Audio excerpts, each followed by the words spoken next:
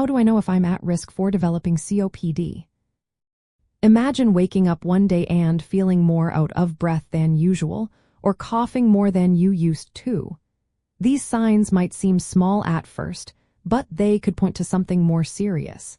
If you want to stay ahead of potential lung problems, understanding your risk factors is key. First, think about smoking. If you have smoked cigarettes, pipes, cigars, or even marijuana regularly over the years, your lungs have been exposed to harmful chemicals. The longer and more often you smoke, the higher your chances of developing chronic obstructive pulmonary disease. But keep in mind, not everyone who smokes gets COPD, and some who never smoked can still develop it. Next, consider your environment. If you work in places with a lot of dust, chemical fumes, or vapors, your lungs are exposed to irritants that can cause damage over time. Cooking with fuels like wood or coal in poorly ventilated homes can also increase your risk. Breathing in these pollutants regularly can wear down your lungs' defenses. Genetics play a role too.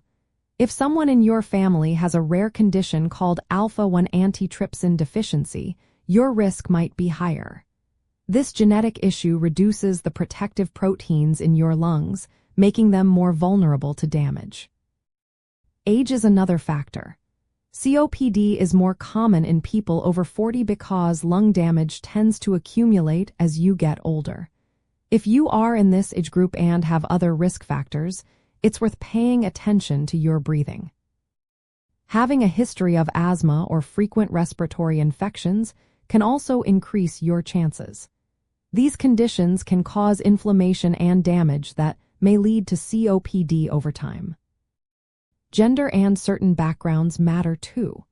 Women are slightly more likely to develop COPD than men, and some populations like American Indian or Alaska Native groups have higher risks. If you notice signs like a persistent cough with phlegm, shortness of breath during activity, wheezing, or more frequent chest infections, these could be early clues. These symptoms tend to worsen gradually over months or years. If you have any of these risk factors or symptoms, it's important to see a healthcare provider.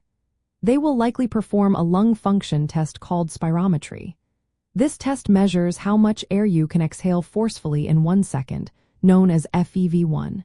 It helps confirm if you have COPD and how severe it is. Recognizing your risk early means you can take steps to protect your lungs. Quitting smoking, avoiding lung irritants, and getting regular checkups can slow down the progression. Early diagnosis and management can make a big difference in your quality of life.